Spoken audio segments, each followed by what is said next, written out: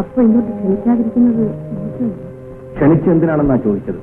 ഇതെന്താ പെണ്ണുങ്ങളെ കാണുന്ന ഇഷ്ടമല്ലേ? ഞാൻ ഒത്തുപോകുന്നതായിരിക്കും.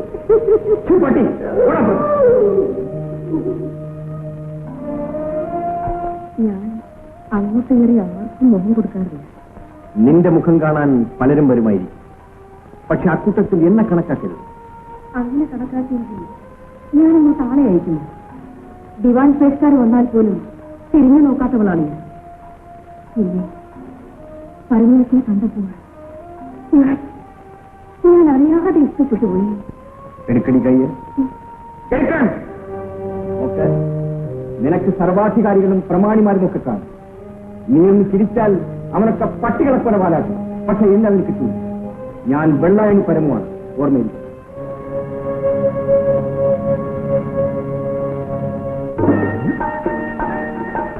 നമ്മള് പാത്രങ്ങളൊക്കെ അസുഖമായിട്ട് പൂശില്ലേ?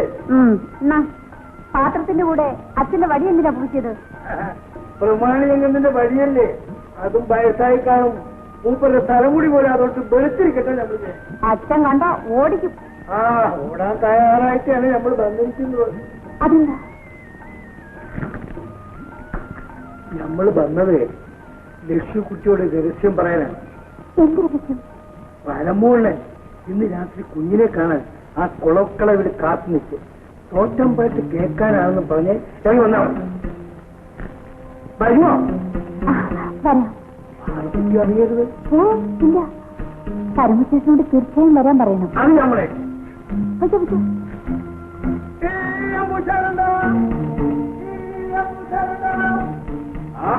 അവൻ അത്രയ്ക്കാണ്. അക്കമ്മ എന്ന് വിചാരിച്ചാ അവൻ എന്നോട് പറഞ്ഞത്. ഏതായാലും രാത്രി അവൻ കുളപ്പുരമാടിയിൽ വരട്ടെ. അവന്റെ കാര്യം ഞാൻ വെട്ടിയെടുക്കും. നീ എന്തൊരു മണ്ടത്തിന് അവിടെ കാണിച്ചത്? ലക്ഷ്മിക്കുട്ടിയോട് പറയാനുള്ള കാര്യം പോയി പാറക്കുട്ടിയോട് പറഞ്ഞിരിക്കുന്നു. അവള് കൈയോട് ഒരു അമ്മയോട് പറഞ്ഞു കാണിച്ചു. ഇനി ലക്ഷ്മിക്കുട്ടി പുറത്തേക്ക് വിടുവോ? ഒറ്റയ്ക്ക് വിടണ്ട. പിന്നെ ഞാനെങ്ങനെ ലക്ഷ്മിക്കുട്ടി കാണുന്നത്? നിങ്ങൾ കിടന്ന് പിടയ്ക്കാറല്ല, കുട്ടി പാറോന്ന് അറിഞ്ഞുകൊണ്ട് തന്നെയാണ് നമ്മൾ അവരോട് പറഞ്ഞത്. എന്തിനാ? അതല്ലേ നമ്മുടെ പുതിയ ഷൂണ്ട് പറഞ്ഞോ? നിന്റെ ഷൂണ്ട് പറഞ്ഞ അണ്ണാ, അണ്ണന്റെ മാമ ഉണ്ടല്ലോ, ചൈത്താൻ മാമ, അയാൾ ആ വീട്ടിലുള്ളത്തോളം കാലം പഴക്കം വിചാരിച്ചാൽ പോലും അണ്ണന് ലക്ഷ്മിക്കുട്ടിയെ കാണാൻ സാധിക്കില്ല. ഇതാകുമ്പം മാമൻ ആഴം കൂട്ടി അങ്ങനെ പിടിക്കാനായിട്ട് കുളത്തിന്റെ കരയിൽ കാത്തു. ആ സമയത്ത് അണ്ണൻ നാഴിക ചെയ്ത് ലക്ഷ്മിക്കുട്ടിയെ പിടിച്ച് വെളിയിലോട്ട് ഇറക്കി നേരം വിളിക്കുന്നത് തോറ്റം പാട്ട് പാടിക്കോ. എന്താ പോലെ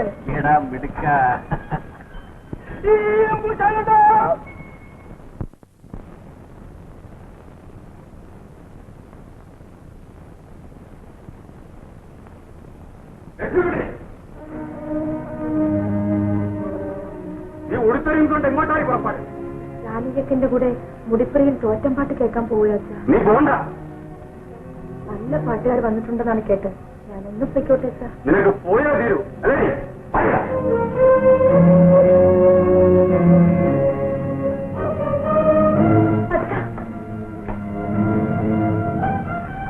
ഞാൻ ജീവിച്ചിരിക്കുമ്പോൾ അവന്റെ ഉദ്ദേശം നടക്കില്ലേ? എന്താ ഇവിടെ അതിനകത്തൊന്നും പുറത്തിറക്കാൻ നോക്കിക്കോളൂ. കുളപ്പുര മഴയിൽ പോയി ഞാൻ അവനൊന്ന് സൽക്കരിച്ചിട്ട് വരാം.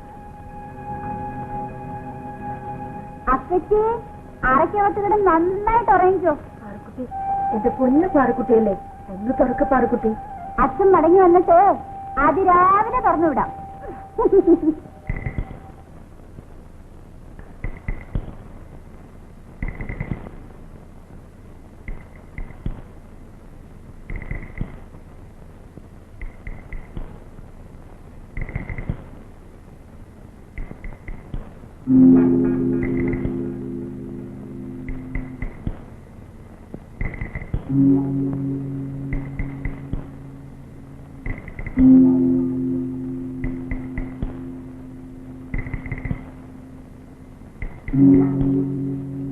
അപ്പച്ചി ഉറങ്ങിയോ?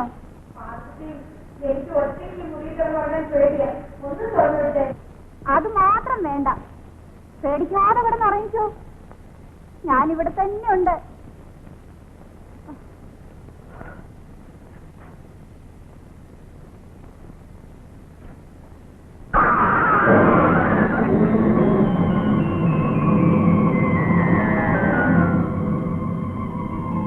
പഴമുള്ള വന്നോ?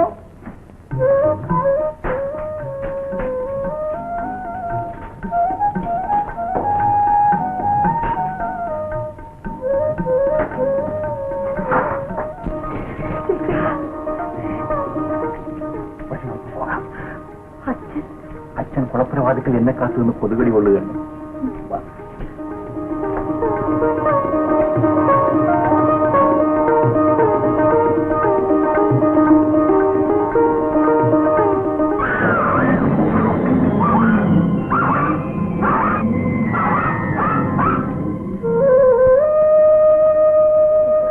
ചേട്ടൻ വന്നിട്ട് അച്ഛൻ എന്നെ ഒന്ന് കാണാൻ പോലും അനുവദിച്ചില്ല. എല്ലാം എനിക്കറിയാം ലക്ഷ്മി. ഏതായാലും നീ എന്നെ മറന്നില്ലല്ലോ. ചേട്ടൻ നാട് വിട്ട് പോയെങ്കിലും എപ്പോഴും എന്റെ മനസ്സിലുണ്ടായിരുന്നു.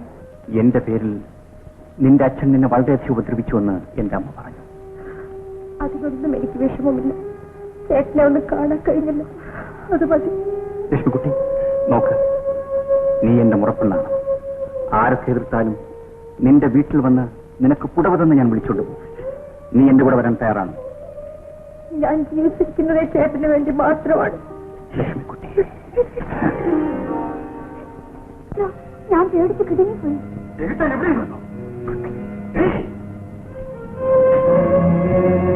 എവിടെ പോയിരുന്നു? ചേട്ടന്റെ കൂടെ. അച്ഛാ, ഞാൻ പരമേട്ടന്റെ പുറപ്പെട്ട എങ്കിലത് തന്നെ നടക്കട്ടെ. എന്നെ കൊണ്ടാച്ച് അരിമോട്ട് പിടിക്കുന്ന സ്ഥലത്ത് ഞാൻ പോകും. അപ്പോ പപ്പുവിന്റെ അനന്തരവൻ അത്രയ്ക്ക് ആഭാസനാണോ? നാടിമാർക്ക് വെളിപ്പുര മുറ്റത്ത് പോവാൻ പ്രാണഭയമാണ് സ്വാമി. ഓഹോ, ഒരു ദിവസം ഈ പരവുള്ള ഇവിടെ വന്നു ഒറ്റമ്മയെ പരിഹരിക്കാൻ. എന്ത് പരിഹരിക്കാനോ? ആമേ, സ്വാമി പരിഹരിക്കുന്നത് പോലെ. എന്നിട്ട് പരിഹരിച്ചോ? ഞാൻ സമ്മതിക്കുമോ സ്വാമി? നല്ലപോലെ കെഞ്ചി നോക്കി, ഞാൻ ചൂലെടുത്തു. മിടുക്കി, മിടുക്കി. സ്വാമി, ഇപ്പോഴവൻ 9ാം ഉത്സവത്തിന് മുടിപ്പുര നടയിൽ ആട് വെട്ടാൻ സമ്മതിക്കില്ലെന്നാ പറയുന്നത്. ഒരു കാര്യം ചെയ്യാം, ഒരു 4 മുപ്പടി പോലീസിനെ അങ്ങനെ ഇറക്കളയാം. എന്താ? അതുകൊണ്ട് കാര്യമില്ല സ്വാമി. അനന്തരാവകാശം എന്ന നിലയിൽ അവനും ക്ഷേത്രകാര്യങ്ങൾ ഇടപെടാൻ അവകാശമുണ്ട്. പിന്നെന്താ ചെയ്യാ? ആ സ്വാമി, ഞാൻ ശുചീന്ദ്രത്ത് തൊഴാൻ പോയപ്പോ ഒരു അഭ്യാസിയെ പരിചയപ്പെട്ടു. അയ്യോ, അങ്ങനത്തെ പരിചയപ്പെടലല്ലേ. എന്നിട്ട് അയാൾക്ക് ചില്ലും ചിലവും കൊടുത്ത് ഉത്സവം തീരുന്നവരെ ഇവിടെ താമസിപ്പിച്ചാൽ പരമന്റെ തന്ത പോലും അന്യം. എന്താ പപ്പു, അവനെ ഇങ്ങോട്ട് വരുത്തിയാലോ? നല്ല കാര്യമാണ്. എന്നാ ഇന്ന് തന്നെ വിളിപ്പിച്ചോളൂ.